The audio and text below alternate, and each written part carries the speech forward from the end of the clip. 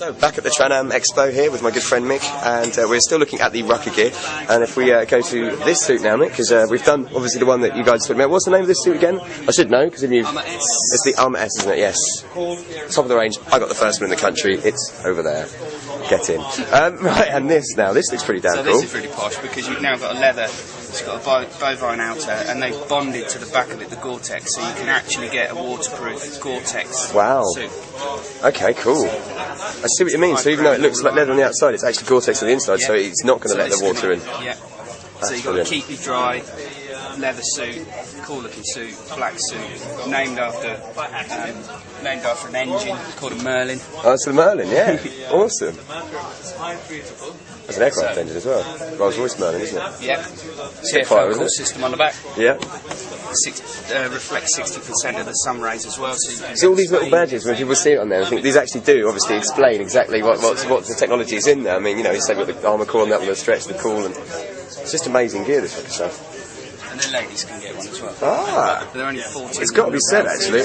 How much is that? £1,400 for the jacket. It's not bad. Top of the range. Top of the range. So that is their full-on kind of leather or weather. But if you were going riding, for instance, in really extreme conditions, would you go with the more material one than the leather one? I think this would, you're going to bounce more water off with the Cordura. Yes. So this is someone that really wants to have the protection. Some people just only wear leather. Yeah, of course, yeah. Not wear a textile jacket or want the leather jacket. Yeah, so yeah. now they can purchase a leather jacket that's waterproof. That is such a big thing, to be fair. Because guaranteed to be waterproof. Again, anyone that's ridden with your leathers on in the rain, you know that it takes about 10 minutes before you're soaked all the way through. Any electronic equipment you've got's ruined, and yeah, it's not the best way to be. So this is a genuine alternative, which is brilliant. Awesome.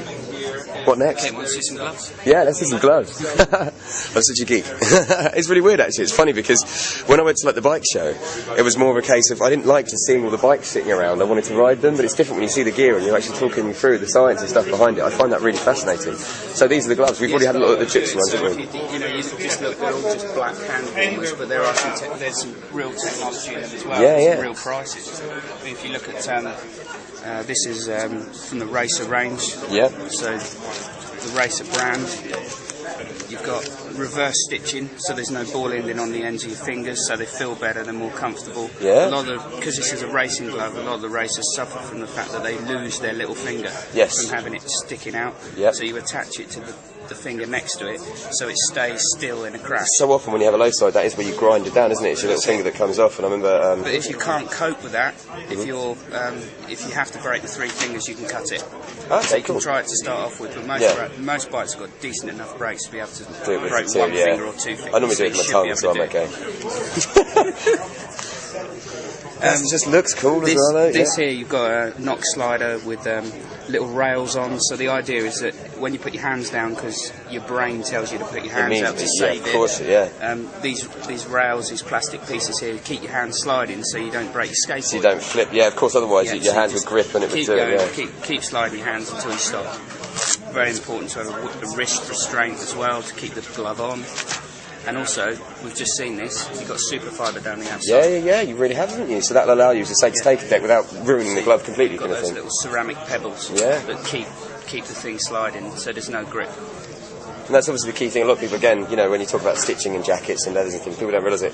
It's not actually the sliding that causes you damage. Obviously, if you've got the right gear on, it's the flipping over, isn't it? As soon as you, it's always like you remember talking to Shaky Byrne about when he had his high side, you know, and he said the best thing that happened was he landed on his head, so he knocked himself out. So his body went limp and he just kind of rolled, slid down the road. If you're tense, that's when you really do the damage because you are kind of flipping over and hitting things. So that's the importance, I suppose, isn't it? Just slippy, slide.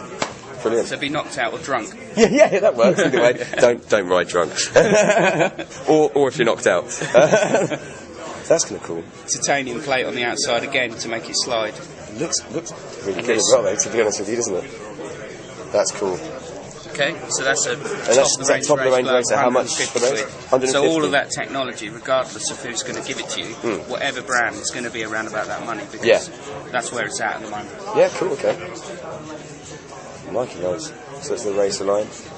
Yeah, the Racer range. So if we look at something like a high-spec waterproof glove, which has kind of come from the ski market, as you can see, it's got...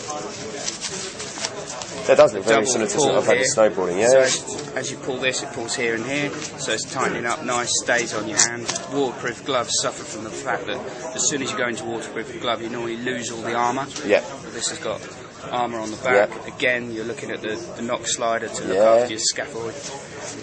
So that's a fantastic so much technology glove. goes into it, isn't it? So much research, obviously, looking at waterproof to the point where it's got a 3-year guarantee on the glove. So that's the best guarantee that we've got. And Racer are doing that across the range this year. They've got a 3-year guarantee on all their gloves, which is really impressive. £100 waterproof glove. That's not bad, is it, really? It's like anything, you know, you can go out and you can buy a set of gloves for 20 quid, but, you know, they're not going to last 3 or 4 years, and as soon as they get wet, they're going to start to rot. So it's all about, I suppose, obviously finding the right style and stuff to you that matches your riding, but that's quite cool. It is a groovy one. So these are, this again, back to the race world.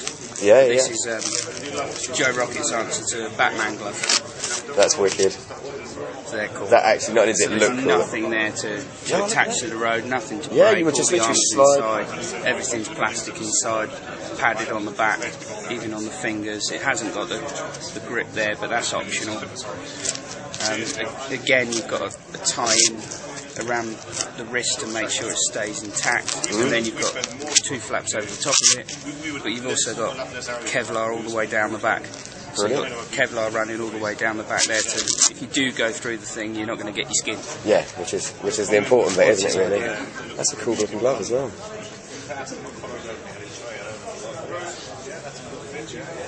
Right. And then on to Rucker. Thanks very much. Back to Rucker. Gloves. So you've got Gore-Tex. Again, keep sliding. Yeah. Internal. Again, it's a nice look to it, isn't it? Kind of clean look with all the armour on underneath as well. In the black too. In black. Loads of white.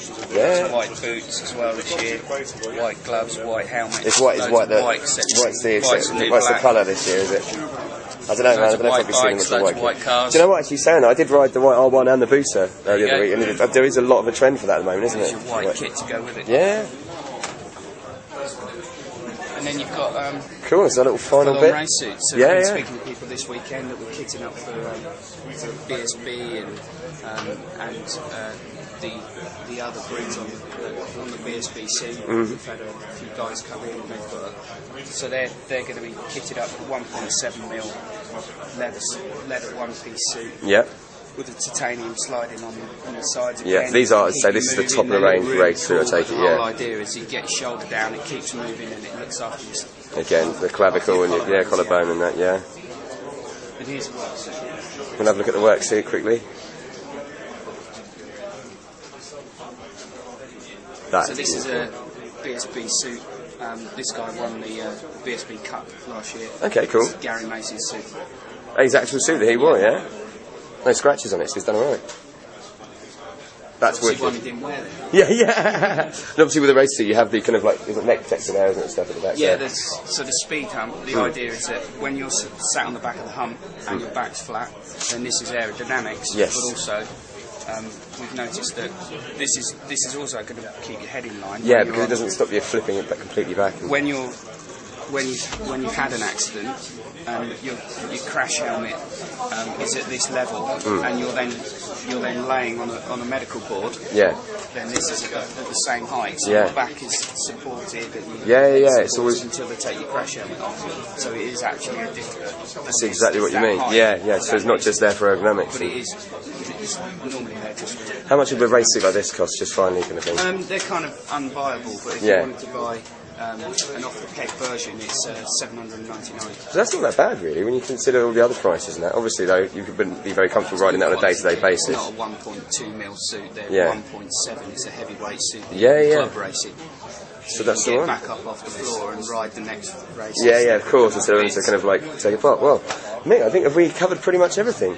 What an amazing display. You have actually genuinely educated me, and I mean this, on the kind of world of bike clothing and stuff like that, because, you know, it's one of those things you just kind of take for granted, I suppose, without finding out much about it. So, mate, thank you very much.